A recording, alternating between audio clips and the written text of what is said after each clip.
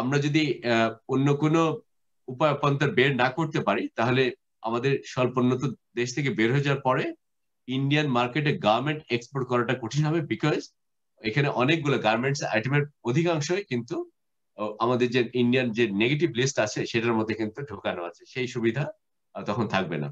একইভাবে জাপানের মার্কেটেও আপনারা দেখছেন যে এখন আমরা 0% শুল্ক থাকে আছে আমাদের উপরে, এলিস থেকে গ্রাজুয়েশন হয়ে গেলে সেটা 8.71% হবে। এই হচ্ছে মোটামুটি অবস্থা।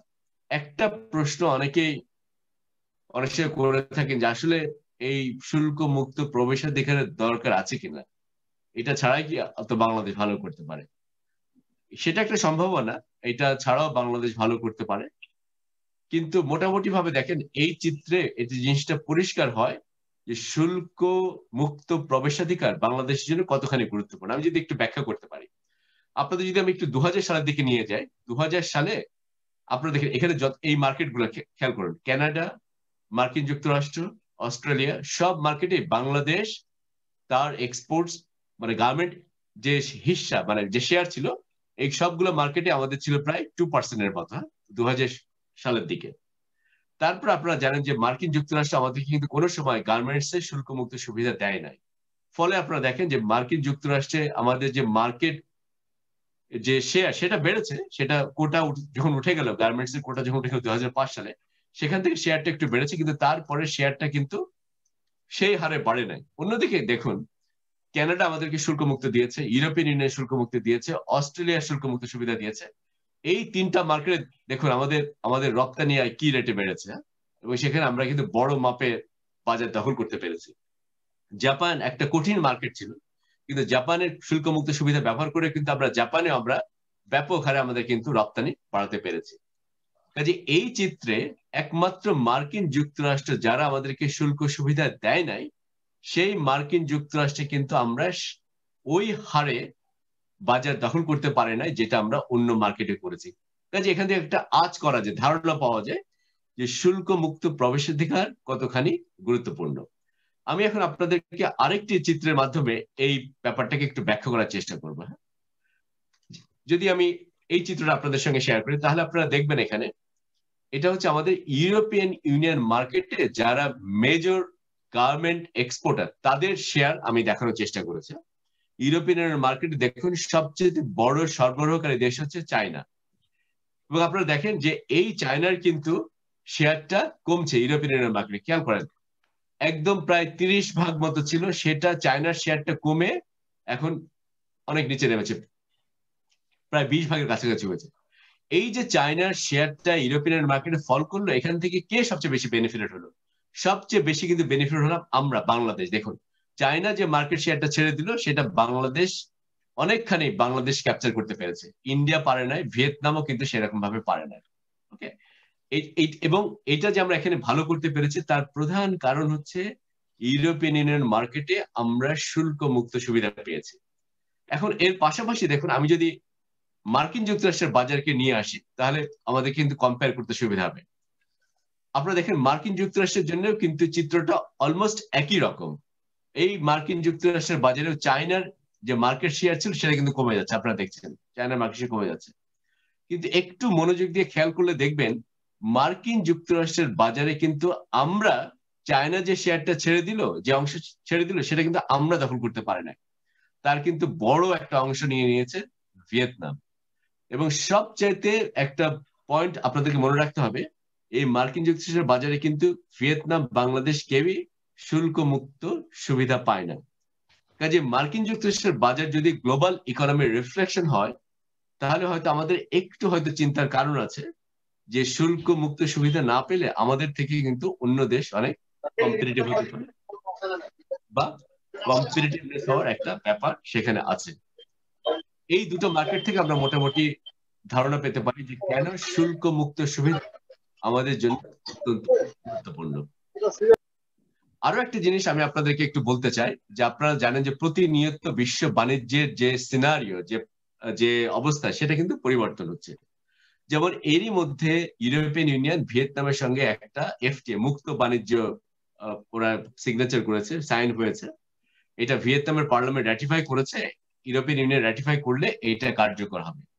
এর ফলে যেটা হবে, ইউরোপিয়ান ইউনিয়ন ভিয়েতনামের উপর থেকে কিন্তু তার ডিউটি কাটা শুরু করবে, এবং ভিয়েতনামের উপরে এখন ইউরোপিয়ান ইউনিয়নের যে শুল্ক হার সেটা 10 ভাগ, প্রায় 10% মতো। আমরা যেখানে এখানে খেয়াল করুন, বাংলাদেশ ইউরোপিয়ান ইউনিয়নে যায়, আমাদের কোনো ডিউটি দিতে হয় না, 0%।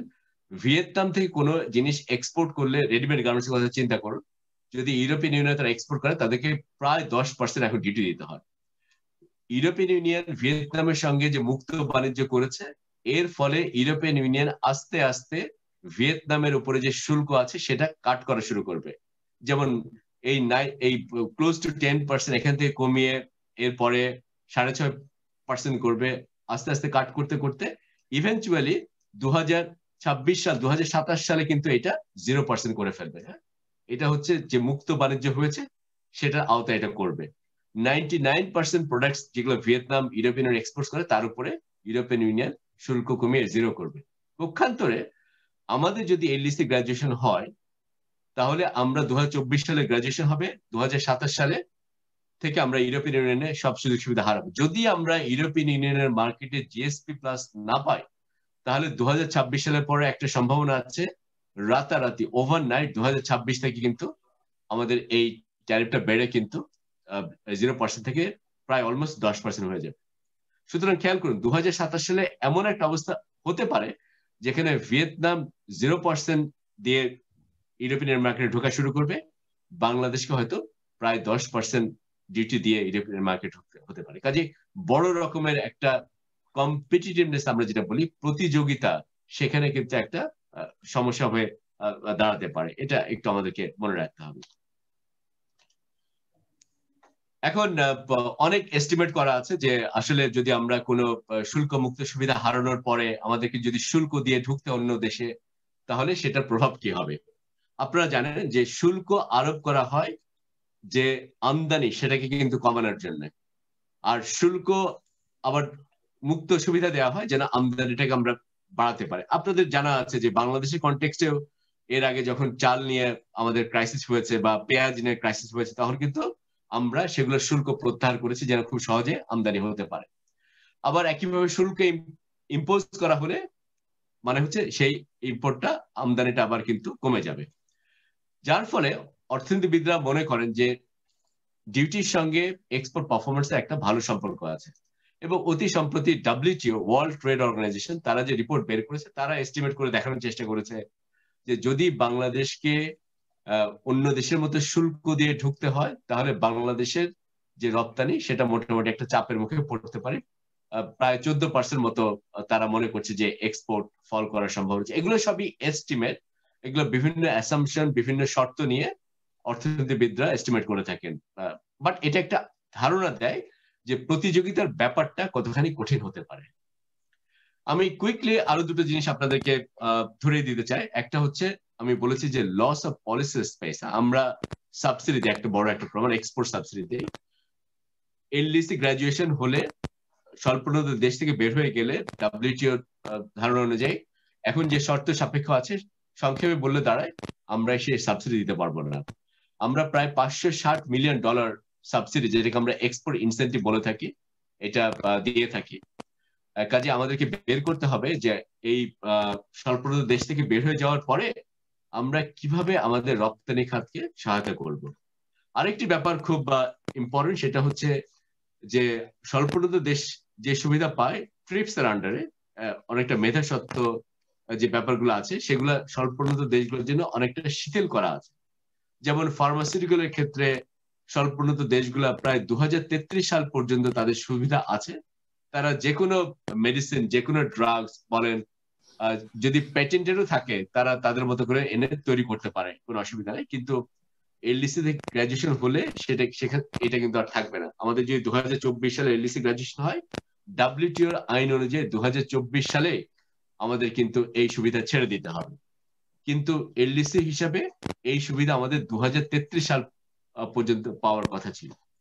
এটা ছাড়াও আমাদের ডোমেস্টিক মার্কেটে অনেক কিছু সংস্কার করতে হবে যদি আমরা আমাদের স্বল্পোন্নত দেশ থেকে যদি আমরা উত্তরণ হয়।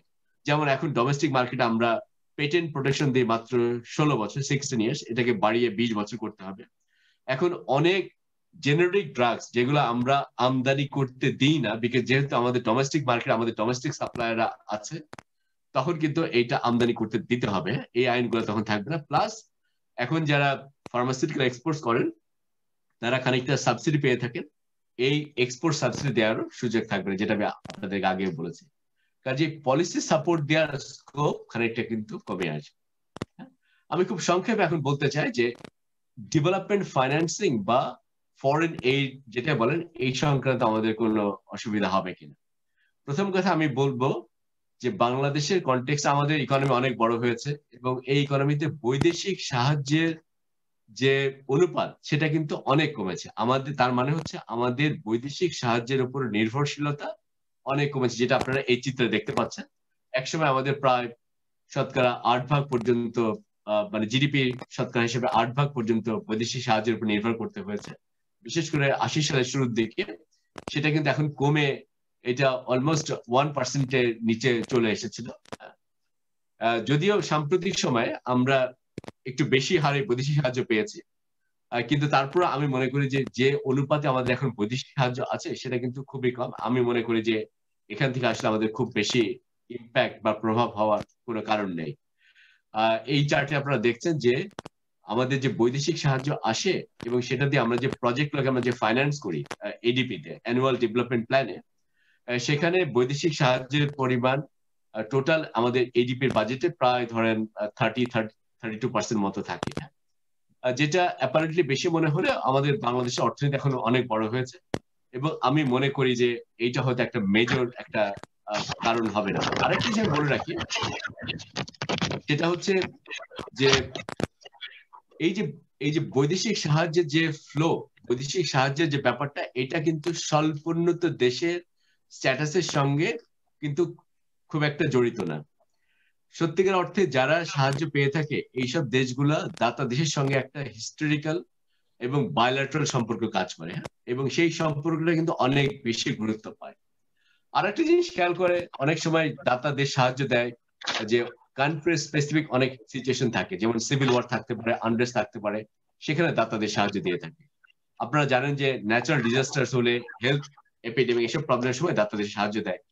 সুতরাং মনে রাখতে হবে যে স্বল্পোন্নত দেশের যে স্ট্যাটাস, এইটার সঙ্গে এইড ইনফ্লোর কোনো সম্পর্ক নাই।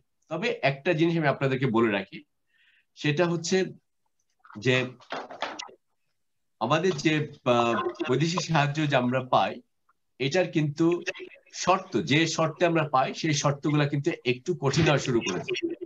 এটাও কিন্তু এলডিসি গ্রাজুয়েশনের সঙ্গে কোনো সম্পর্ক নাই। এটার কিন্তু মূল সম্পর্ক হচ্ছে আমরা ওয়ার্ল্ড ব্যাংকের ক্লাসিফিকেশন অনুযায়ী নিম্ন আয়ের দেশ থেকে নিম্ন মধ্যবিত্ত আয়ের দেশে পরিণত হয়েছে। এর ফলে কিন্তু আমাদের কিছু কন্ডিশনে চেঞ্জ হয়েছে।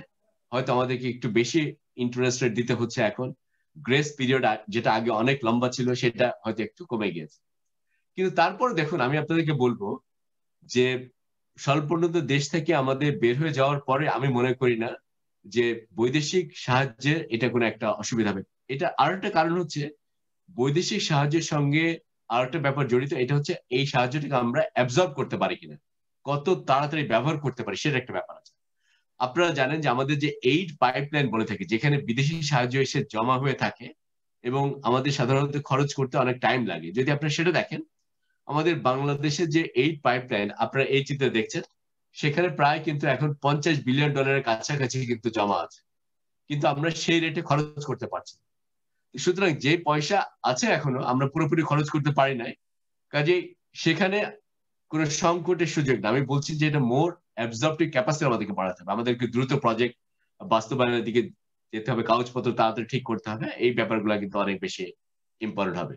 তো মোদ্দা কথা হচ্ছে আমি মনে করি না যে বৈদেশিক সাহায্যের ক্ষেত্রে এটা একটা বড় একটা অসুবিধা হবে। কিছু কিছু ক্ষেত্রে যে টার্মস এন্ড কন্ডিশনের মাধ্যমে আমরা বৈদেশিক সাহায্য পাই, আপনাদেরকে বললাম একটু আগে, সেগুলো চেঞ্জ হয়েছে বিকজ আমরা লো ইনকাম থেকে লোয়ার মিডল ইনকাম কান্ট্রিতে হয়েছে। এটা একটা বড় একটা কারণ। ইউএন থেকে আমরা যে সাহায্য সহযোগিতা পেয়ে থাকি, মোটা দাগে অধিকাংশ ক্ষেত্রে তাতে কমার কোনো আমি আশঙ্কা দেখি না। শুধুমাত্র দুইটা জায়গা আছে, ইউএনডিপি এবং ইউনিসেফ, তারা যে কাজ করে সেটার একটা অংশ এলডিসি দেশগুলোতে যাওয়ার কথা। এবং যেহেতু বাংলাদেশ এখান থেকে বের হয়ে গেলে সেই অংশ থেকে হয়তো খানিকটা এখানে কমে যেতে পারে, এটা সম্ভাবনার কথা বলা। কিন্তু এটা মনে রাখতে হবে যে ওভারঅল যে আমাদের যে বৈদেশিক সাহায্য আসে সেই তুলনায় কিন্তু ইউএনডিপি বা ইউনিসেফ এর সাহায্যের অংশ কিন্তু অত কম, অত বেশি না। কিন্তু এটা ঠিক যে তারা অনেক মূল্যবান প্রজেক্টের সঙ্গে, প্রোগ্রামের সঙ্গে ইনভলভ। সেক্ষেত্রে হয়তো আমাদেরকে আরেকটু প্রোঅ্যাক্টিভ হইতে দেখতে হবে যে তাদের সঙ্গে আমরা অন্য কোনো ভাবে অতিরিক্ত সাহায্য আনতে পারি কিনা। এলডিসি গ্রাজুয়েশনের পরে একটা সুযোগ থাকবে, আপনারা জানেন যে এর আগে টেকনোলজি ব্যাংক বলে একটা ব্যাংক করা হয়েছে এলডিসি গুলোর জন্য, স্বল্পোন্নত দেশগুলোর জন্য। আমরা এলডিসি গ্রাজুয়েশন হলেও সেই ব্যাংক থেকে সুবিধা পাবো আরো প্রায় 5 বছর। কাজে আমাদের যদি 24 সালে উত্তরণ হয়, 2029 সাল পর্যন্ত আমরা এলডিসি টেকনোলজি ব্যাংকের থেকে সুবিধা নিতে পারবো। ওকে, আরেকটা জিনিস হচ্ছে মনে রাখতে হবে যে ক্লাইমেট চেঞ্জ নিয়ে অনেক কথাবার্তা হয়, আপনারা জানেন। যে পরিবেশ সংক্রান্ত যে সাহায্য, সেটা যে একটা ফান্ড করা আছে, সেটাকে বলা হচ্ছে লিস্ট ডেভেলপ কান্ট্রি ফান্ড। হ্যাঁ, বাংলাদেশ এই লিস্ট থেকে গ্রাজুয়েশন হয়ে গেলে এই ফান্ড থেকে আমরা সাহায্য পাওয়ার সম্ভাবনা কমে যাবে। কিন্তু মনে রাখতে হবে এই ফান্ডে এখন কিন্তু এনাফ মানি নাই। হ্যাঁ, যথেষ্ট পরিমাণে এখানে টাকা পয়সা নাই যেখান থেকে এই লোন গুলো পাওয়া যায়। কাজে এটা নিয়ে অত বেশি চিন্তা করার কারণ নাই। কিন্তু এলডিসি গ্রাজুয়েশনের পরে অন্যান্য ফান্ড আছে যেখানে ক্লাইমেট সাপোর্ট বা ক্লাইমেট কেন্দ্রিক যে চিন্তাগুলো আছে সেই অনুযায়ী লোন পাওয়া সম্ভব হতে পারে।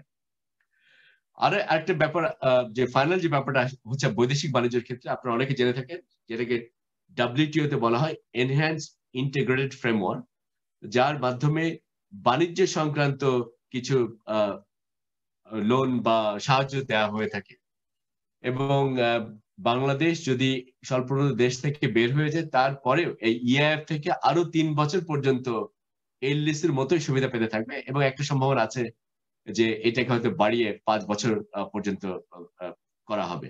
তো সুতরাং আমার যে কনক্লুশন হচ্ছে, বৈদেশিক সাহায্য সহযোগিতার ক্ষেত্রে আমি কোনো বড় বাধা মনে করি না যে এলডিসি গ্রাজুয়েশনে। এই ব্যাকগ্রাউন্ড দেওয়ার পরে আমি যে নেক্সট হয়তো যে কয়েক মিনিট আমাদের সময় আছে, আমি বলবো আমাদের প্রিপারেশন বা প্রস্তুতি কি হওয়া উচিত। আমি যদি সেদিকে একটু আলোকপাত করতে পারি। এগুলো আপনারা অনেক কিছু আগেই জানতেন, স্পেশালি ইআরএফ এর সদস্যবৃন্দ থেকে বলছি, আপনারা এগুলো আগেই জানতেন। আমি এখন নতুন কতগুলো জিনিস বলতে চাই যেগুলো আমরা প্রস্তুতি হিসাবে ব্যবহার করতে পারি। হ্যাঁ, ওকে, এখানে দেখুন 6টি জিনিস আমি আইডেন্টিফাই করেছি। এগুলো মোটা দাগে 6টি জিনিস আমাদেরকে প্রস্তুতি হিসেবে নিতে হবে। এক, মনে রাখতে হবে আমরা যদি রপ্তানি খাতে যে লোকজন বলছে সবাই যে সেখানে একটা প্রতিযোগিতার চাপ আসতে পারে, রপ্তানি খাতের যে অ্যাডভার্স শক, এগুলোকে যদি আমরা অ্যাভয়েড করতে পারি কোনোভাবে, তাহলে কিন্তু এলডিসি গ্রাজুয়েশনের কিন্তু আর কোনো ইম্প্যাক্ট সেরকম আমরা ফিল করতে পারবো না। কাজে বাংলাদেশের প্রথম যে প্রায়োরিটি এখন হচ্ছে যে রপ্তানি খাতের সক্ষমতাকে উন্নত করা, যে রপ্তানি খাতে আমরা এই শকটাকে অ্যাভয়েড করতে পারি। এটা হচ্ছে 1 নম্বর ইস্যু। এবং আমি বলবো এখানে কি কি করা যায়। দ্বিতীয় ব্যাপারটি হচ্ছে আমাদেরকে ইমিডিয়েটলি আইডেন্টিফাই করতে হবে এবং প্রাধান্য দিতে হবে কোন জায়গাগুলোতে ইমিডিয়েট অ্যাটেনশন নিতে হবে। আমাদের সচিব মহোদয় কিছু বলেছেন, আমি আরো কয়েকটি অ্যাড করতে চাই। তৃতীয় ব্যাপারটি মনে রাখতে হবে, আমাদের মেন প্রায়োরিটি হবে, যেটা সচিব মহোদয় উল্লেখ করেছেন, ওই সুযোগগুলা খুঁজে বের করা যেটার মাধ্যমে আমরা এখন যে বাজার সুবিধা পাচ্ছি পৃথিবীর বিভিন্ন দেশে, সেটাকে যতখানি প্রলম্বিত করা যায়, যে একই রকম সুবিধা যতদিন প্রলম্বিত করে রাখা যায়, সেটা কিন্তু আমাদের জন্য ভালো হবে। পৃথিবীর অন্যান্য দেশও কিন্তু এই কাজটা সবসময় করে থাকে, তারা চেষ্টা করে এই সুবিধাগুলোকে প্রলম্বিত করা। হ্যাঁ, এটা আমাদেরকে মনে রাখতে হবে। এখন যেটা পাচ্ছি সেটাকে ধরে রাখতে হবে। এবং বিভিন্ন রকম সুযোগ সুবিধা আছে কিন্তু, হ্যাঁ, সেগুলো আমি একটু পরে আপনাদেরকে বলবো। 4 নম্বর ব্যাপারটি মনে রাখতে হবে যে বিভিন্ন যে আমাদের বাজার আছে, বিভিন্ন যে দেশ আছে, তাদের সঙ্গে ডিল করার ব্যাপারটি কিন্তু বিভিন্ন রকম হতে পারে। কোনো একটা কমন স্ট্র্যাটেজি নাই। আমরা যেটাকে বলি যে one size fits for all, একই নীতি সব দেশের সঙ্গে নিলে এখানে কাজ করবে না, আমাদেরকে কৌশলী হতে হবে। তার মানে আমরা ইন্ডিয়ার সঙ্গে আমাদের একরকম স্ট্র্যাটেজি থাকবে, চায়নার সঙ্গে আরেকরকম থাকবে, ইউরোপিয়ান ইউনিয়নের সঙ্গে একরকম থাকবে। এই জিনিসটা আমাদের মাথায় রাখতে হবে। আমি একটু পরে আপনাদেরকে বলবো যে সেগুলো কি হতে পারে। 5 নম্বর ব্যাপার হচ্ছে যে জায়গাটা আমি মনে করি যে একটু আমাদেরকে একটু মনোযোগী, সেটা হচ্ছে ডাব্লিউটিও প্রফেশনাল ক্ষেত্রে। ওয়ার্ল্ড ট্রেড অর্গানাইজেশনের যে জিনিসগুলো চেঞ্জ হয়ে যাবে আমরা স্বল্পোন্নত দেশ থেকে বেরো যাওয়ার সময়, সেটা কিন্তু 2024 সাল থেকে কার্যকর হবে। যেমন এক্সপোর্ট সাবসিডি ব্যাপারটা আপনাদেরকে বলেছি যে ফার্মাসিউটিক্যাল যে ওয়েভের কথা সেটা থাকবে না। এগুলো 2024 সাল থেকে কিন্তু আমাদের উপরে কার্যকর হওয়া শুরু করবে। কাজে এটা একটু আমাদের জন্য একটা ব্যাপার যে আমরা এগুলাকে কিভাবে ট্যাকেল করবো, এটাকে একটা প্রায়োরিটি চিন্তা করবো। আর ফাইনালি একটা জিনিস মনে রাখতে হবে, ওভারঅল এক্সপোর্ট কম্পিটিটিভনেস যে সক্ষমতা, এইটা যদি আমরা বাড়াতে পারি তাহলে কিন্তু অনেক চাপ আমরা সহজ করে নিতে পারবো। তাহলে দেখেন মার্কেট অ্যাক্সেস যে অ্যাটেনশন, আমরা তো একটু আগে আপনাদেরকে বলেছি কোন মার্কেটগুলো, আমরা ইউএস এর মার্কেটে আমরা কোনো কিছু পাই না, আমাদেরকে কোনো শুল্ক সুবিধা তারা দেয় না, কাজে ইউএস এর মার্কেটে চিন্তার কোনো কারণ নাই। আর বাকি যেগুলো দেখেন জার্মানি, স্পেন, এই মার্কেটগুলো সবই কিন্তু হচ্ছে ইউরোপিয়ান ইউনিয়নের মধ্যে। কাজে ইউরোপিয়ান ইউনিয়নকে যদি আমরা ধরে রাখতে পারি সুবিধা, এইসব মার্কেটগুলো আমাদের চিন্তা হওয়ার কারণ নাই। ইউনাইটেড কিংডম, যুক্তরাজ্য ব্রেক্সিট হওয়ার পরও তারা বলছে তারা চেষ্টা করবে ইউরোপিয়ান ইউনিয়নের যে সুযোগ সুবিধা বা যে প্রভিশন থাকবে একই রকম প্রভিশন তারা দেওয়ার চেষ্টা করবে। কাজে সেখানে আমরা মনে করি যে ইউরোপিয়ান ইউনিয়নের সঙ্গে ইউকের পলিসির একটা সিমিলারিটি থাকবে, কিন্তু এখানে কিছুটা আনসার্টেনটি আছে যে ইউকে কিন্তু খুব ফাস্ট লিবারালাইজেশন দিকে যেতে পারে, তারা হয়তো আরো বেশি তাদের আমদানি উদারীকরণ করতে পারে, সেই ক্ষেত্রে কিন্তু আমাদের প্রেফারেন্স এরোশন হতে পারে, এটা আমাদেরকে মনে রাখতে হবে। কাজে মোটা দেখে আমরা যদি মেজর মার্কেট যেখানে আমরা গার্মেন্ট এক্সপোর্ট করি সেই মার্কেট গুলো স্ট্র্যাটেজি যদি চিন্তা করতে পারি আমাদের জন্য কিন্তু প্রস্তুতি নেওয়াটা সহজ হয়ে দাঁড়ায়। এই প্রসঙ্গে একটি আপনাদেরকে বলে রাখতে চাই, সেটা হচ্ছে আপনারা জানেন, আমি দেখেছি আপনারা অনেকে পেপারে সংবাদপত্রে লেখালেখি করেছেন যে বাংলাদেশ এলডিসি গ্রুপের সঙ্গে কোলাবোরেট করে একটা প্রপোজাল সাবমিট করেছে যে গ্রাজুয়েশন হয়ে যাওয়ার পরেও আমরা এই সুবিধাগুলো ধরে রাখতে পারি কিনা। আমি মনে করি এইটা একটা যথাযথ প্রয়াস এবং এটা একটি ভালো প্রচেষ্টা, কিন্তু আমি বলবো যে শুধুমাত্র ডাব্লিউটিও রুট ব্যবহার করাটা হয়তো ওয়াইজ নাও হতে পারে, আমাদেরকে অন্য অপশন গুলাও চিন্তা করতে হবে। কারণ আপনারা জানেন যে ডাব্লিউটিও তে কি হচ্ছে, গত প্রায় 20 বছরে দোহা রাউন্ড অফ ট্রেড নেগোসিয়েশন এটা ডাব্লিউটিও শেষ করতে পারে নাই। আপনারা জানেন ডাব্লিউটিও টিজি ইলেকশন হয়েছে যেটাকে মার্কিন যুক্তরাষ্ট্র এখনো একসেপ্ট করতে পারেন নাই, এবং মার্কিন যুক্তরাষ্ট্রের ডাব্লিউটিও সংক্রান্ত পলিসি কি হবে ক্লিয়ার না, এবং আরো সময় লাগবে। বাইডেন প্রশাসন অলরেডি তাদের ট্রেড রিপ্রেজেন্টেটিভ কে হবে তার নাম ঘোষণা করেছে, কিন্তু তাকে সেনেটে কনফার্ম করতে হবে এবং তার টিম নিয়ে পুরো কাজ শুরু করতে কিন্তু অনেক টাইম লাগবে। কাজে ডাব্লিউটিও রুটে যে খুব দ্রুত কিন্তু এখান থেকে সুবিধা পাওয়ার সম্ভাবনা আমি মনে করি খুব কম এই মুহূর্তে। এবং ডাব্লিউটিও তো অন্য ইস্যু আছে, স্পেশালি চায়নার সঙ্গে মার্কিন যুক্তরাষ্ট্রের যে বিরোধ, সেই বিরোধের ফলে খুব শিগগিরই কিন্তু আমরা ডাব্লিউটিও কে অধিক কার্যকর নাও দেখতে পারি। কাজে আমরা যদি শুধু ডাব্লিউটিও দিয়ে আমাদের সুবিধাগুলোকে নেওয়ার চেষ্টা করি সেটা হয়তো ওয়াইজ হবে না, এটা আমাদেরকে মনে রাখতে হবে। এই জন্য আমি বলেছি অন্য দেশগুলোর সঙ্গে ইন্ডিভিজুয়াল কান্ট্রিজ গুলোর সঙ্গে কিন্তু আমাদেরকে এঙ্গেজ হতে হবে, এটা কিন্তু খুব ইম্পর্টেন্ট। তারপরে যে ব্যাপারটা, এখন আমরা ইউরোপিয়ান ইউনিয়নের সঙ্গে তাহলে কিভাবে আমরা এঙ্গেজ হতে পারি, যে এলডিসি গ্রাজুয়েশন হলে কি হবে, আমরা কি সুবিধা পাবো, খেয়াল করুন। সেখানে আমাদের প্রস্তুতি হচ্ছে এক, যেহেতু ইউরোপিয়ান ইউনিয়ন তার বর্তমান যে জিএসপি সিস্টেম আছে সেটাকে রিভিউ করছে, পর্যালোচনা করছে, কারণ তারা 2023 সালের পরে নতুন আইন কানুন আনতে চায়। তারা প্রত্যেক 10 বছর পর পর, মোটামুটি ভাবে প্রত্যেক 10 বছর পর পর তাদের জিএসপি যে সিস্টেম সেটাকে বদলায়, এবং যখন নতুন আইন আসবে 2023 সালে তখন আমরা বুঝতে পারবো যে বাংলাদেশ জিএসপি প্লাস এর জন্য কোয়ালিফাই করবে কিনা। আপনাদেরকে আবার মনে করে দিতে চাই, আমরা যদি জিএসপি প্লাস পাই তাহলে মোটামুটি ভাবে গার্মেন্টস এ আমরা কিন্তু শুল্ক মুক্ত সুবিধা পেতে পারি। যদিও রুলস অফ অরিজিন কি হবে সেটা এই নতুন জিএসপি কাঠামো বলে দেবে, এই মুহূর্তে পরিষ্কার না, কিন্তু আমাদের একটা প্রায়োরিটি হবে হচ্ছে জিএসপি প্লাস পাওয়া। কিন্তু এটা পাবো কিনা এটা আমরা 2023 সালের পরে আমরা ক্লিয়ার হবো, তাদের নতুন যখন তারা জিএসপি রুল যেটা নিয়ে এখন আলোচনা হচ্ছে। সুতরাং এখন বাংলাদেশে একটা বড় সুযোগ ইউরোপিয়ান ইউনিয়নের সঙ্গে সংযুক্ত হওয়া, আলাপ আলোচনায় অংশ নেওয়া, প্রোঅ্যাক্টিভলি তাদেরকে ইনফ্লুয়েন্স করার চেষ্টা করা, যে নতুন আইনগুলো কেমন ভাবে করা যেন আমরা যে সুবিধা পাচ্ছি এই সুবিধাকে আমরা খানিকটা প্রলম্বিত করতে পারি। যেমন ধরুন ওদের আইনে বলা আছে যে এলডিসি গ্রাজুয়েশন হওয়ার পরে আরো 3 বছর তারা সুবিধা দিবে, আমরা তাদেরকে বলতে পারি যে কোভিড-19 পরবর্তী পরিস্থিতি এখানে এত অনিশ্চয়তা আছে, যেখানে গ্লোবাল ট্রেড স্লোডাউন হয়েছে, চায়না মার্কিন যুক্তরাষ্ট্র মধ্যে যে নতুন যুদ্ধ বিরোধ শুরু হচ্ছে, আমরা তাদেরকে বলতে পারি এইসব কারণগুলো চিন্তা করে তারা আরো 3 বছর বাড়াতে পারে কিনা, এই এই এই যে আমরা এলডিসি গ্রাজুয়েশন হলে আরো এক্সট্রা 3 বছর। আমরা বলতে পারি যে আমাদের সামনে সাস্টেনেবল ডেভেলপমেন্ট গোলস, যেগুলো ওয়ার্ল্ডের সব দেশ তারা ম্যাটেরিয়ালাইজ করার চেষ্টা করছে, সেটা 2030 মেয়াদ আছে, কাজে তারা এটাকে আরেকটু বাড়াতে পারে কিনা, এটা কিন্তু সুযোগ আছে, আমরা সেটা করতে পারি। সেটা একটা অপশন, তাদের সঙ্গে সংযুক্ত হওয়া এবং সেখানে ইনফ্লুয়েন্স করা যে এটাকে বাড়িয়ে দাও, এটা একটা অপশন। যদি এই অপশন কাজ না করে, আমি আপনাদেরকে এর আগে বলেছি, আমি আজকে আপনাদেরকে বলতে চাই যে কোথায় আমাদের প্রস্তুতি, গেটিং রেডি কোন জায়গাগুলোতে হতে হবে।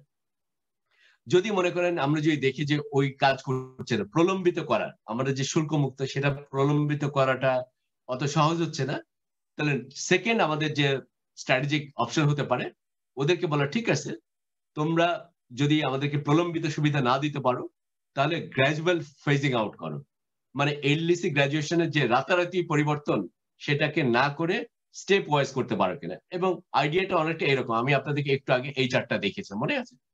সেখানে আমি বলেছিলাম যে আমরা যদি গ্রাজুয়েশন হয়ে আমরা এখন 0% ট্যারিফ দিই 2020 থেকে 2026 পর্যন্ত, এবং আমরা যদি এলডিসি গ্রাজুয়েশন হয়ে গেলে যদি ইউরোপিয়ান ইউনিয়নে আমরা ডিউটি ফ্রি না পাই, তাহলে কিন্তু ইমিডিয়েটলি সেই ট্যারিফটা 0% থেকে বেড়ে 9.5% বা 10% হবে। আমরা ইউরোপিয়ান ইউনিয়নকে বলতে পারি যে দেখো, এইটা এক্সট্রিমলি আনফেয়ার একটা সিচুয়েশন, যে ওভারনাইট মানে এক দিনের মধ্যে এই ট্যারিফটাকে 0% থেকে 10% করা, এটা স্মুথ গ্রাজুয়েশনের জন্য মোটেও উচিত না। এবং সেক্ষেত্রে আমরা নতুন আইডিয়া দিতে পারি। আইডিয়াটা এরকম হতে পারে যে তারা গ্রাজুয়ালি এটা করতে পারে, যেমন প্রথম বছর হয়তো ট্যারিফটাকে 2% বাড়ানো, তার পরের বছরে আরেকটু 2% বাড়ানো, তার পরের বছর আরেকটু 2% করে বাড়িয়ে হয়তো অ্যানাদার 5 ইয়ার্স একটা ট্রানজিশন পিরিয়ড তারা দিতে পারে। এই আইডিয়াস গুলো কিন্তু আমি বলছি, এগুলো কিন্তু পৃথিবীর বিভিন্ন জায়গায় বিভিন্ন রকম ভাবে কাজ করেছে। আপনি যদি খেয়াল করেন, তারা যখন ভিয়েতনামের উপরে ডিউটি কমাচ্ছে, তারা কিন্তু ড্রাস্টিক্যালি কমায় না, 10% থেকে 0% করে না, তারা কিন্তু কয়েকটা স্টেপে নিয়েছে। কাজে এটা হচ্ছে গ্লোবালি একটা একসেপ্টেড প্র্যাকটিস। যখন ট্যারিফ রেটের মার্জিন হাই থাকে, তখন এটাকে গ্র্যাজুয়ালি চেঞ্জ করা হয়। কাজে আমি মনে করি যে এইটা বাংলাদেশের জন্য অত্যন্ত শক্তিশালী একটা যুক্তি হবে, যে এই ট্যারিফটাকে স্লোলি গ্র্যাজুয়ালি বাড়ানো। হ্যাঁ, এবং যেটার পক্ষে আমি যুক্তি আপনাদেরকে অলরেডি বলেছি। কাজে এটা একটা কিন্তু আমাদের জন্য ইম্পর্টেন্ট একটা অপশন হতে পারে। তারপরে দেখুন, এটা ইউরোপিয়ান ইউনিয়নের বাইরে এখন অন্য যে দেশগুলো আছে, যেগুলো আমাদের জন্য গুরুত্বপূর্ণ, যেখানে আমরা অনেক গার্মেন্ট আইটেম এক্সপোর্ট করে থাকি, সেখানে আমরা কি করতে পারি? তাদেরকে আমরা বলতে পারি যে এখন যে বর্তমান যে আইন, সে অনুযায়ী 2024 সালে আমাদের গ্রাজুয়েশন হওয়ার পরে সঙ্গে সঙ্গে কিন্তু ওই মার্কেটগুলো থেকে আমরা শুল্ক মুক্ত সুবিধা হারিয়ে ফেলবো। আমরা তাদেরকে এখন বলতে পারি যে দেখো, এইটা আনফেয়ার, তোমরা ইউরোপিয়ান ইউনিয়নকে ফলো করো, কারণ ইউরোপিয়ান ইউনিয়ন অতিরিক্ত 3 বছর ট্রানজিশন পিরিয়ডের সুবিধা দেয়।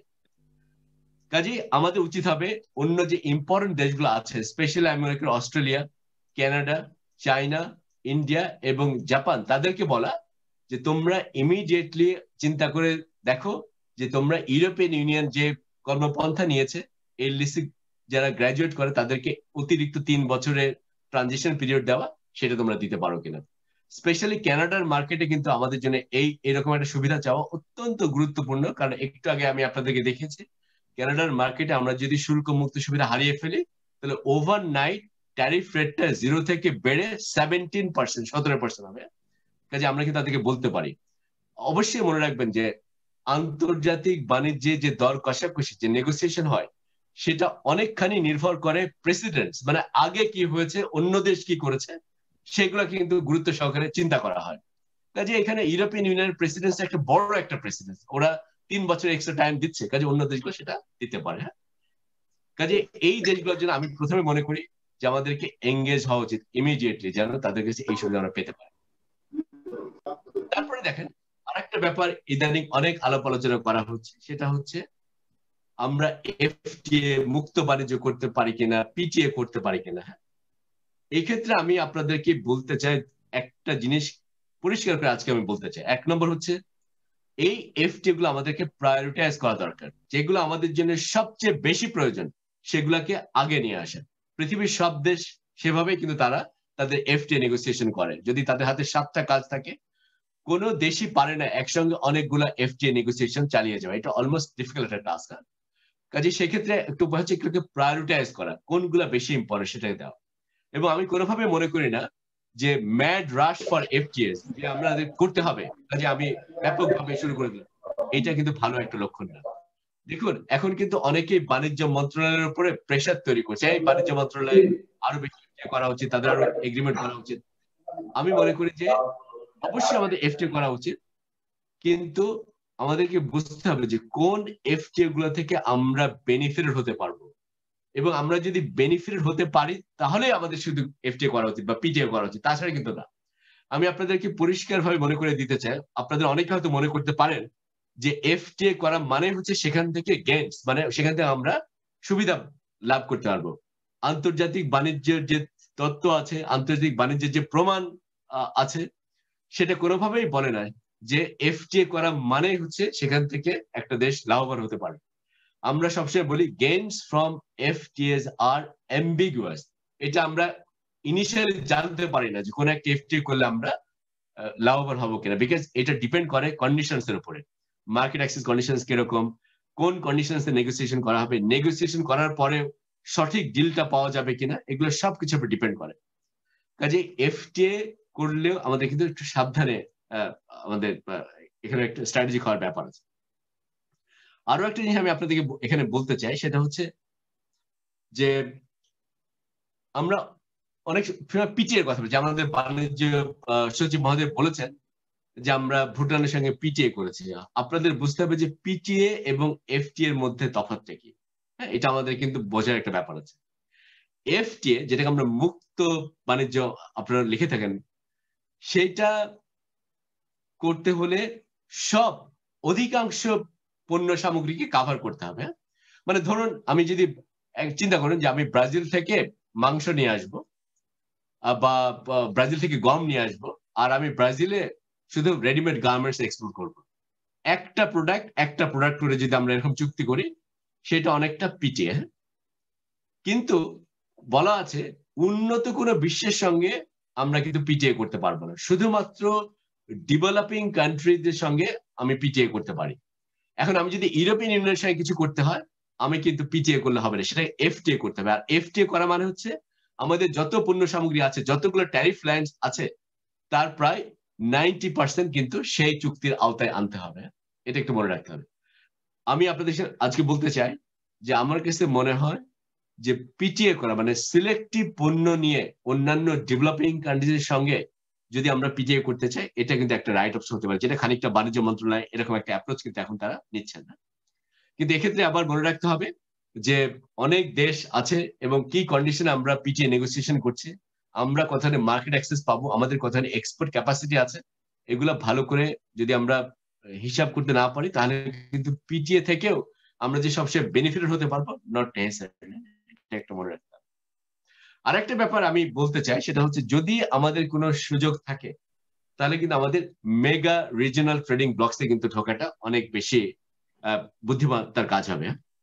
কেন আমি বলি, ধরেন ইন্ডিভিজুয়ালি যে কোনো অন্য একটা দেশের সঙ্গে নেগোসিয়েট করা, যেটাকে আমরা বলি বায়োল্যাটারাল ট্রেড নেগোসিয়েশন, সেটা কিন্তু ইন্ডিভিজুয়ালি অন্য একটা দেশের সঙ্গে করা কিন্তু অনেক কঠিন। যেমন ধরুন আমরা যদি ইন্ডিয়ার সঙ্গে এককভাবে একটা বায়োল্যাটারাল ট্রেড ডিল করতে চাই, বা আমরা যদি সঙ্গে আলাদাভাবে করতে চাই, সেগুলো নেগোসিয়েট করা কিন্তু অনেক বেশি ডিফিকাল্ট হবে। এই জন্য অনেক সময় কি, যেগুলো মেগা রিজিওনাল ট্রেডিং, যেমন আরসেপের মতো যদি জায়গা হয়, এটা সুবিধা কি এখানে অন্য আরো অনেক দেশ আছে, সেখানে কিন্তু এক দেশ আরেকটা দেশকে কাউন্টার ব্যালেন্স করতে পারে। আপনারা জানেন যে আরসেপে ইন্ডিয়া বের হয়ে গেল, হ্যাঁ, এতে কিন্তু অন্য অনেক দেশ একটু আপসেট হয়েছে। কারণটা কি, তারা মনে করেছিল ইন্ডিয়া যদি আরসেপ থাকতো, তাহলে চায়নাকে ব্যালেন্স করাটা একটু সোজা হতো। এই জন্য যেগুলো যেগুলো আমাদের মধ্যে ছোট দেশ, যেখানে দেশের ক্যাপাসিটি কম, তারা চেষ্টা করে মেগা বড় টাইপের যে রিজিওনাল ট্রেডিং ব্লকস গুলো আছে সেটার মধ্যে ঢোকা। এই কথাটা এই কারণে বললাম যে ট্রাম্প প্রশাসনের পরে বাইডেন প্রশাসন আসার পরে তারা তাদের এশিয়া প্যাসিফিক স্ট্র্যাটেজি কিন্তু সামনের বছরগুলোতে ঠিক করবে। এবং আমার কাছে মনে হয় একটা পসিবিলিটি আছে তারা কিন্তু আগে যে ট্রান্স প্যাসিফিক পার্টনারশিপ এগ্রিমেন্ট করতে চেয়েছিল সেরকম একটা কিছু তারা দাঁড় করতে পারে। স্পেশালি এখন যেহেতু আরসেপ করেছে এবং যেটার জন্য চায়নাকে সবাই বাহবা দিচ্ছে যে চায়না সেখানে ভালো লিডারশিপ রোল প্লে করতে পেরেছে, একটা সম্ভাবনা আছে মার্কিন যুক্তরাষ্ট্র কিন্তু এরকম আরেকটা মেগা রিজিওনাল ব্লক করতে পারে। এরকম একটা ব্লক হলে আমাদের চেষ্টা করা উচিত সেরকম একটা ব্লকে ঢোকা, তাহলে আমরা একসঙ্গে অনেকগুলো মার্কেটকে অ্যাক্সেস করতে পারবো এবং এট দ্য সেম টাইম আমরা অন্য দেশের প্র্যাকটিস গুলোকে কিন্তু ভালো মতো কাজে লাগাতে পারবো। আমাদের জন্য নেগোসিয়েশন করাটা হয়তো রিলেটিভলি সহজ হবে। এটা একটা আমাদের একটা স্ট্র্যাটেজিক অপশন হিসেবে আমাদের চিন্তা করতে হবে। আর উল্টাভাবে বললে এটা বলা যায়, যেহেতু আরসেফ হয়েছে, আমরা যদি কোনোভাবে আমাদেরকে ওইটার সঙ্গে যদি ট্যাগ করতে পারি, তবে মনে রাখতে হবে এই মুহূর্তে আমাদের যে এক্সপোর্ট মার্কেটের প্যাটার্ন, সেখানে কিন্তু ইউরোপিয়ান ইউনিয়ন মার্কেট আমরা সবচেয়ে বেশি এক্সপোর্ট করি। যদি কাপড়ের কথা চিন্তা করেন, প্রায় $24 বিলিয়ন আমরা সেখানে পোশাক রপ্তানি করতাম।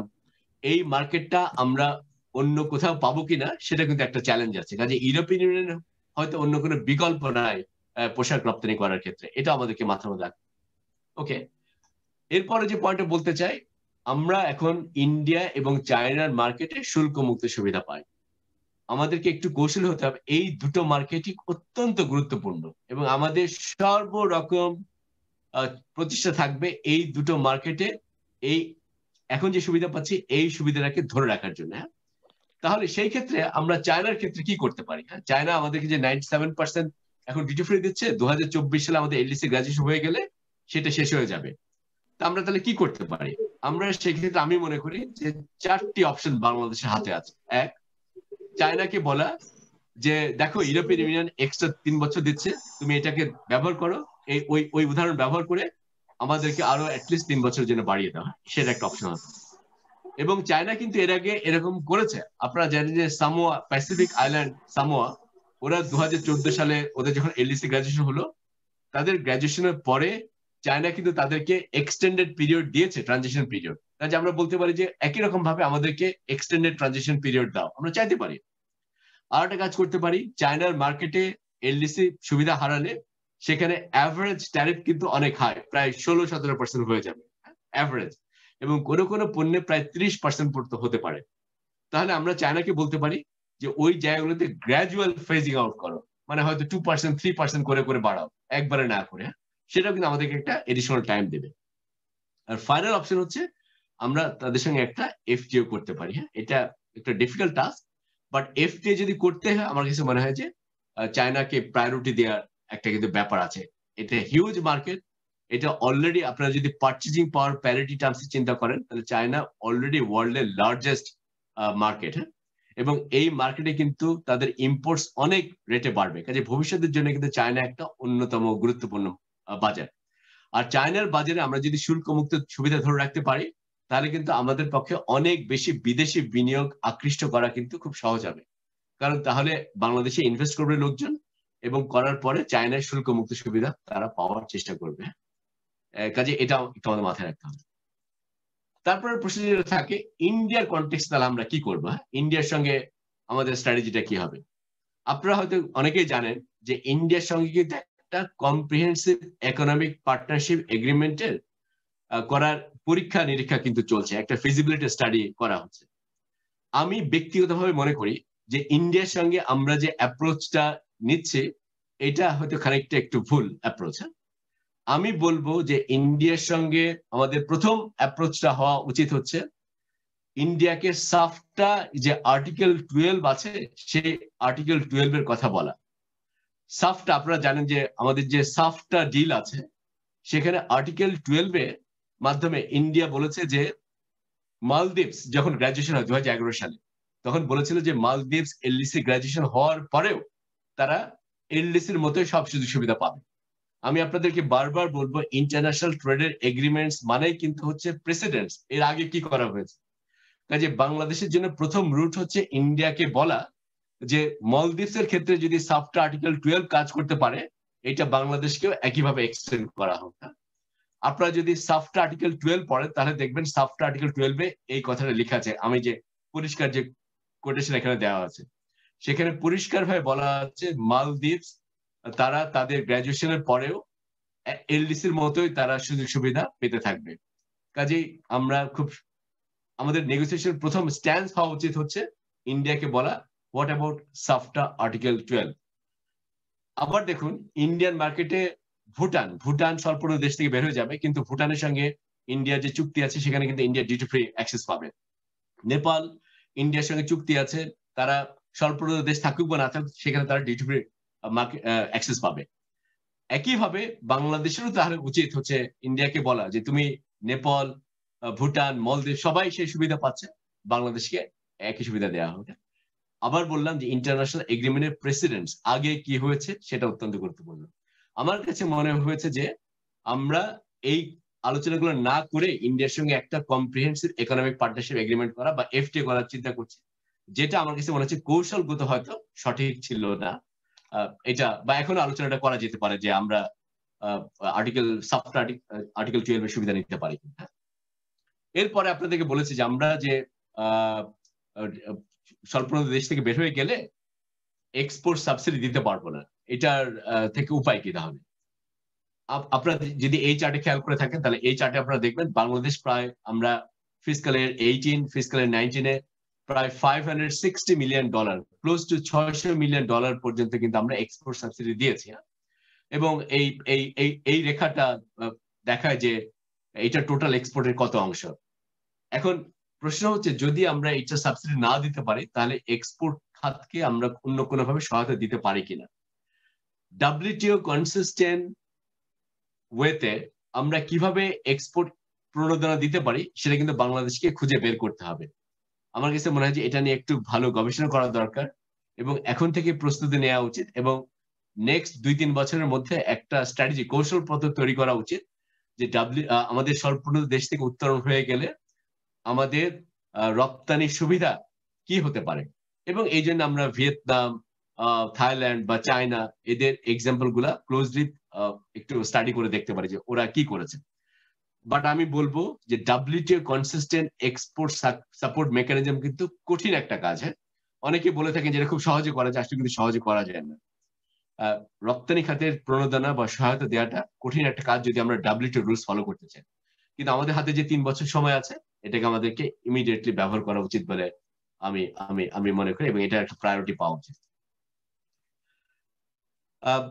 আর অল্প কয়েকটা স্লাইড আছে, আমি খালি কুইকলি আপনাদেরকে বলতে চাই, সেটা হচ্ছে যে দেখুন আর একটা ব্যাপার আমাদের সবাইকে মাথায় রাখতে হবে, সেটা হচ্ছে আমাদের যে বর্তমান যে অবস্থা সেখানে আমরা কিন্তু আমাদের যে ইম্পোর্ট পলিসি রেজিম, আমদানির যে নীতি কাঠামো আছে, এই আমদানির নীতি কাঠামো কিন্তু একটা ভালো রপ্তানি সহায়ক নীতি তৈরিতে কিন্তু সাহায্য করে না। এবং বর্তমান যে আমদানি নীতি কাঠামো, এটার একটা বড় সমস্যা হচ্ছে যে বাংলাদেশের যে রেভিনিউ আমাদের সরকার যে আহরণ করে সেটা কিন্তু অনেক বেশি ইম্পোর্ট ডিপেন্ডেন্ট। মানে ইম্পোর্টের উপরে ট্যারিফ বসিয়ে এই যে রেভিনিউ আহরণ করা হয়, এটাতে বাংলাদেশ পৃথিবীর মধ্যে অত্যন্ত বেশি মাত্রায় নির্ভর করে। যদি আমি আপনাদেরকে এই চিত্র দেখাতে পারি তাহলে দেখেন, এই পাশে আমি দেখাচ্ছি যে কাস্টমস থেকে কি পরিমাণ ডিউটি আসে এবং সেটা হচ্ছে টোটাল যে ডিউটি আহরণ করে একটা দেশ সেটার কত অংশ। তার মানে বাংলাদেশের কন্টেক্সটে খেয়াল করে দেখেন, বাংলাদেশ আমাদের যত আমরা রাজস্ব আহরণ করি তার প্রায় 30% আসে হচ্ছে ইম্পোর্টের উপরে যে ট্যারিফ আছে, যে শুল্ক আছে, সেটা ব্যবহার করে। কিন্তু দেখেন পৃথিবীতে খুব অল্প কয়েকটা দেশ আছে, এই দেশগুলা যারা বাংলাদেশের থেকেও বেশি ডিপেন্ডেন্ট। আর সব দেশ যেগুলো ভালো কম্পিটিটিভ ইকোনমি তারা কিন্তু কেউ বাংলাদেশের মধ্যে এত ডিপেন্ডেন্স নাই। যেমন থাইল্যান্ডের কথা দেখেন, ইন্দোনেশিয়া, ইন্ডিয়া, চায়না, এদের কিন্তু ইম্পোর্টের উপর থেকে রাজস্ব আহরণের যে নির্ভরতা খুবই কিন্তু কম। আমাদেরকে এটা মাথায় রাখতে হবে যে আমরা এই নির্ভরতা কিন্তু আমাদেরকে কমাতে হবে। মনে রাখতে হবে আমরা যদি ইম্পোর্টের উপরে আমাদের রেভিনিউ রাজস্ব আহরণের নির্ভরতা যদি কমাতে না পারি তাহলে কিন্তু আমাদের পক্ষে যে কোনো এফটিএ বা পিটিএ করাটা অত্যন্ত কিন্তু কঠিন হয়ে পড়বে। কারণ এফটিএ বা পিটিএ করতে হলে আমাদের পার্টনার দেশগুলোকে একই রকম সুযোগ সুবিধা দিতে হবে, তাই না? এই একই রকম সুযোগ সুবিধা দেওয়া মানে হচ্ছে ওইখানে ট্যারিফ কাট করা। এবং আপনি যদি ট্যারিফ কাট করেন এবং তখন যদি আমাদের অর্থ মন্ত্রণালয় বলে না আমাদের তাহলে রেভিনিউ চলে যাবে, এটা করতে পারবো না, তাহলে কিন্তু সেটা কাজ করবে না। কাজে আমি বলবো এই জায়গাটা একটু সংস্কার করা দরকার এবং এটা রেশনালাইজ করা দরকার। যে আমাদের মনে রাখতে হবে যে যদি আমরা বেশি বেশি মাত্রায় উচ্চ শুল্ক হার রাখি তাহলে সেটা কিন্তু ডোমেস্টিক মার্কেটে কিন্তু খুব লুক্রেটিভ করে ফেলে। যেমন মনে করেন যদি আমার কোনো জিনিসের উপরে শুল্ক হার যদি 100% থাকে তাহলে সেই জিনিসের দাম কিন্তু ডোমেস্টিক মার্কেটে অনেক বেশি হয়। ডোমেস্টিক মার্কেটে বেশি দাম থাকা মানে হচ্ছে যারা ইনভেস্টর তারা কিন্তু তখন টার্গেট করে ডোমেস্টিক মার্কেটে, তারা তখন এক্সপোর্ট করতে চায় না, তখন তারা মনে করে যে ডোমেস্টিক মার্কেট থেকে অনেক বেশি প্রফিট করা যাবে। কাজেই এই জন্য কিন্তু দেখেন বাংলাদেশে কিন্তু আমাদের এক্সপোর্ট ডাইভার্সিফিকেশন করাটা অনেক বেশি ডিফিকাল্ট হয়ে গেছে, বিকজ আমাদের ডোমেস্টিক মার্কেট বড় হওয়া শুরু করেছে এবং আমাদের অনেক অনেক জায়গায় শুল্ক হার অনেক বেশি, যেটা ডোমেস্টিক মার্কেটকে খুব বেশি মাত্রায় লুক্রেটিভ করে ফেলেছে। এবং এই টেন্ডেন্সিটা is not good for investment in export oriented sector and is not good for export diversification. এটা আমাদের মনে রাখতে হবে। আর একটা জিনিস বলতে চাই, যেটা আমাদের প্রফেসর আবু ইউসুফ বলেছিলেন যে আমাদের যে ট্যাক্স জিডিপি রেশিও এটা কিন্তু খুবই কম, এবং এটা একটু গুরুত্ব দিতে হবে আমাদেরকে। যদি এবং এলডিসি গ্রাজুয়েশন যেটা আমি মনে করি এটা অত্যন্ত গুরুত্বপূর্ণ একটা একটা নিয়ামক হতে পারে। যেমন যদি আপনি খেয়াল করেন দেখবেন যে আমাদের এই এই এই অক্ষে আমি দেখাচ্ছি আপনাদেরকে ট্যাক্স জিডিপি রেশিও, আর বাংলাদেশের ট্যাক্স জিডিপি রেশিও দেখেন এটা জাস্ট অ্যাবাউট 9% মতো। এবং পৃথিবীর অধিকাংশ দেশ এই যে আমি দাগটা দিলাম এই দাগের উপরে যত দেশ আছে এই সব দেশের ট্যাক্স জিডিপি রেশিও কিন্তু বাংলাদেশের থেকে অনেক বেশি। শুধুমাত্র এই কয়েকটি দেশ দেখেন এদের কিন্তু ট্যাক্স জিডিপি রেশিও বাংলাদেশের থেকে কম, এই দেশগুলোর কম, এই 4-5টা দেশের কম। আর পৃথিবীর সব দেশের ট্যাক্স জিডিপি রেশিও কিন্তু অনেক বেশি। নেপালের কথা চিন্তা করেন, নেপাল আমাদের থেকে তাদের পার ক্যাপিটাল ইনকাম আমাদের অর্ধেক, সেই নেপাল প্রায় 19% ট্যাক্স জিডিপি রেশিও, আমরা আমাদের 9%। India, Sri Lanka, Thailand, China, Vietnam সবার ট্যাক্স জিডিপি রেশিও কিন্তু আমাদের থেকে অনেক বেশি। সুতরাং আমরা কিন্তু আমাদের এই ট্যাক্স জিডিপি রেশিও বাড়াতে হবে। যদি আপনি সেভাবে চিন্তা করেন তাহলে দেখেন ওইসিডি দেশ যেগুলা বড়লোক দেশ তারা তাদের ট্যাক্স জিডিপি রেশিও প্রায় 36%, অনেক অনেক বড় নাম্বার। অন্যান্য যে দেশ আছে এগুলো দেখেন সবগুলো গড় কিন্তু 18-19 ভাগ মতো, বাংলাদেশ এখানে মাত্র 9%।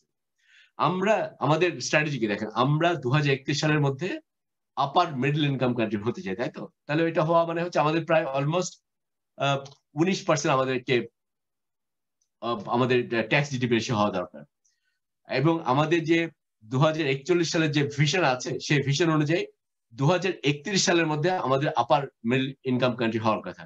তার মানে নেক্সট 10 বছরের মধ্যে আমাদের যে ট্যাক্স জিডিপি রেশিও সেটাকে 9% থেকে বাড়িয়ে প্রায় 19% করতে হবে। এটা কিন্তু একটা ম্যাসিভ একটা আন্ডারটেকিং, বাট এটা আমাদের করতে হবে যদি আমরা বাণিজ্যের উপরে যে ট্যারিফ শুল্ক ইম্পোজ করে আমরা যে রাজস্ব আহরণ করি সেইটার যদি নির্ভরতা কমাতে চাই তাহলে কিন্তু এইটার বিকল্প নয়। হ্যাঁ, এটা মনে রাখতে হবে। আমি শেষ করার আগে একটা জিনিস বলতে চাই, এটা কিন্তু খুব গুরুত্বপূর্ণ এবং আপনারা যদি দয়া করে কাইন্ডলি একটু মনোযোগ দিয়ে শোনেন।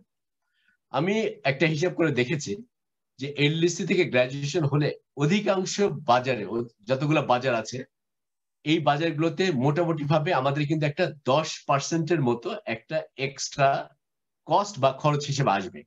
সেই 10% হচ্ছে যে অতিরিক্ত শুল্ক বাংলাদেশের উপরে ইম্পোজ করার একটা সম্ভাবনা আছে। কানাডার মার্কেটে বলেছি 17%, বাট কানাডা বাদে ইউরোপিয়ান ইউনিয়ন 9.5%, অন্য সব দেশে কিন্তু এটা মোটামুটি 5 থেকে 10 ভাগের মধ্যে। কাজে আমাদের একটা কৌশল হবে এবং এলডিসি গ্রাজুয়েশনের প্রস্তুতি হচ্ছে আমাদেরকে খুঁজে বের করতে হবে যে আমরা কিভাবে 10% এখন কস্ট সেভিং করতে পারবো। যদি আমরা 10% কস্ট সেভিং করতে পারি আর যদি আমাদের উপরে শুল্ক যদি অ্যাভারেজ 10% বাড়ে তাহলে কিন্তু আমরা আমাদের রপ্তানি খাতের যে সক্ষমতা বা যে প্রতিযোগীমূলক যে অবস্থান সেটা কিন্তু আমরা ধরে রাখতে পারবো। এবং দেখুন সেখানে কিন্তু আমাদের কতগুলো চমৎকার জায়গা আছে যে জায়গাগুলো কিন্তু আমরা কাজ করতে পারি। যেমন একটা হচ্ছে আপনারা জানেন যে আমরা প্রায় লেখালেখি করি যে বাংলাদেশের যে বিনিময় হার সেটা অতি মূল্যায়িত। আমরা যদি বিনিময় হারটাকে অ্যাডজাস্ট করতে পারি, এটাকে যদি রেশনালাইজ করতে পারি, আমার ধারণা এখান থেকে আমরা 4-5%-এর একটা ইয়ে পেতে পারি, কস্ট সেভিং বের করতে পারি। এটা কস্ট সেভিং বলছে এই কারণে যদি আমরা প্রপারলি অ্যাডজাস্ট করতে পারলে এই বেনিফিটটা কিন্তু আমাদের এক্সপোর্টার পেতে পারেন। কাজেই ট্যারিফ যে হারে বাড়বে আবার সামান্য হারে এই 4-5% হারে কিন্তু আমরা সেটাকে কমিয়ে আনতে পারি। আরেকটি জায়গা হচ্ছে আমরা বলে থাকি বাংলাদেশে cost of doing business high বিভিন্ন কারণে। এটা আমাদের ইনফ্রাস্ট্রাকচার বটলনেকস আছে, ইনল্যান্ড ট্রান্সপোর্টেশন প্রবলেম আছে, আমাদের কাস্টমস প্রসিজার্স এর প্রবলেম আছে ইত্যাদি। আমরা যদি এই কস্ট অফ ডুইং বিজনেসটাকে খানিকটা কমিয়ে আনতে পারি, ধরুন আমরা এটাকে 3% যদি আমরা এইসব কস্টগুলো যদি কমিয়ে আনতে পারি ওভারঅল, তাহলে কিন্তু আমরা অলরেডি প্রায় 8% কথা বললাম। তারপরে আরেকটি জায়গা আছে যেখানে কিন্তু আমাদের ইমপ্রুভমেন্ট করার অনেক সুযোগ আছে, সেটা হচ্ছে প্রোডাক্টিভিটি ইমপ্রুভ করা, এবং যেটা হতে পারে টেকনোলজিক্যাল আপগ্রেডেশন থেকে। এই পয়েন্টটাকে ব্যাখ্যা করার জন্য আমি এই চিত্রটি আপনাদের সামনে ব্যবহার করতে চাই। এটা সোজা একটা চিত্র, আপনারা খালি দেখুন। আমি আপনাদেরকে বলতে চাই, একটা হিসাব করে আমি দেখেছি যে যখন বাংলাদেশ $1 মিলিয়ন যখন এক্সপোর্ট করে, এটা খেয়াল করেন, আর এই পাশে আমি দেখাচ্ছি যে নাম্বার অফ ওয়ার্কার্স, তারা কতজন কাজ করে। যখন Bangladesh $1 million readymade garments export করে, বাংলাদেশে প্রায় 144 জন ওয়ার্কার কিন্তু সেটাতে কাজ করে। হ্যাঁ, এখন দেখেন পৃথিবীর অন্য যে দেশগুলো আছে যেমন চায়না, ভিয়েতনাম, তারা কিন্তু মাত্র 44 জন, প্রায় 50 জন, সরি, তার প্রায় মাত্র 50 জন কিন্তু ওয়ার্কার তারা ব্যবহার করছে। তার মানে ওইসব দেশে প্রোডাক্টিভিটি কিন্তু খুব হাই।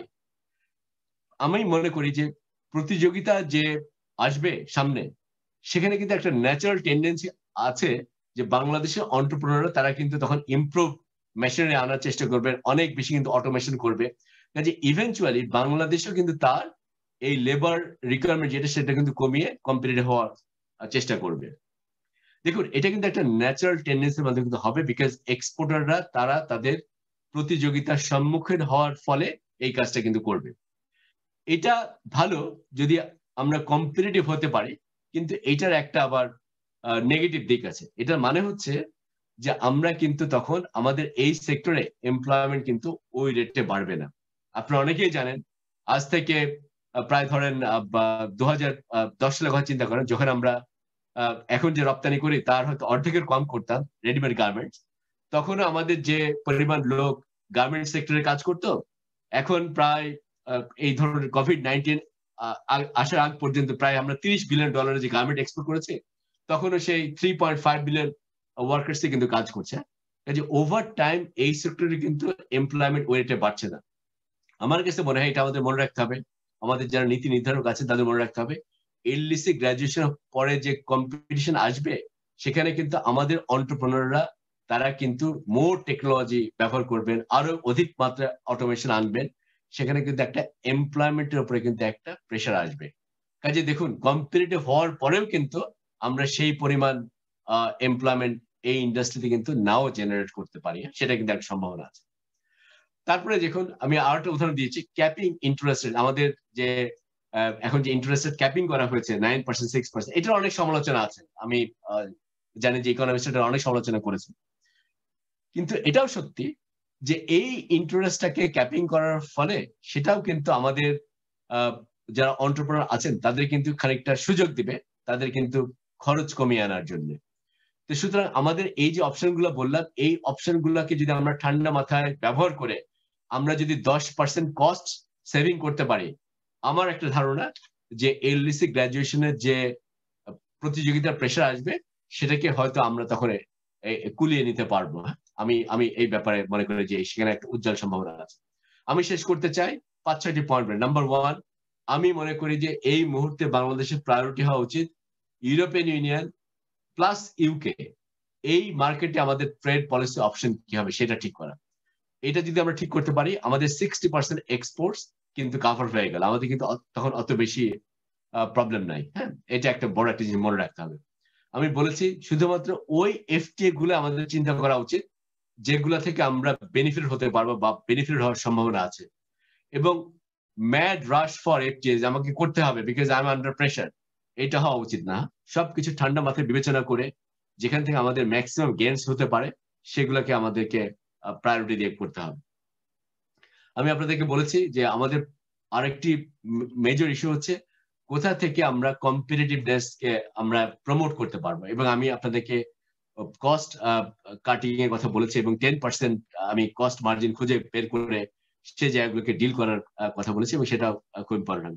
আর ফাইনালি আমি মনে করি যে বাংলাদেশের সময় এসেছে যে আমদানি খাত থেকে রাজস্ব আহরণের যে নির্ভরতা সেটাকে কমিয়ে আমাদের ট্যাক্স জিডিপি রেশিও বেশি করা, তাতে হবে কি আমাদের যে বাণিজ্য নীতি সেই বাণিজ্য নীতি তৈরিতে আমাদের তখন অনেক বেশি ফ্লেক্সিবিলিটি থাকবে, আমাদের বাণিজ্য নীতি তখন অধিক মাত্রায় কার্যকর হতে পারবে।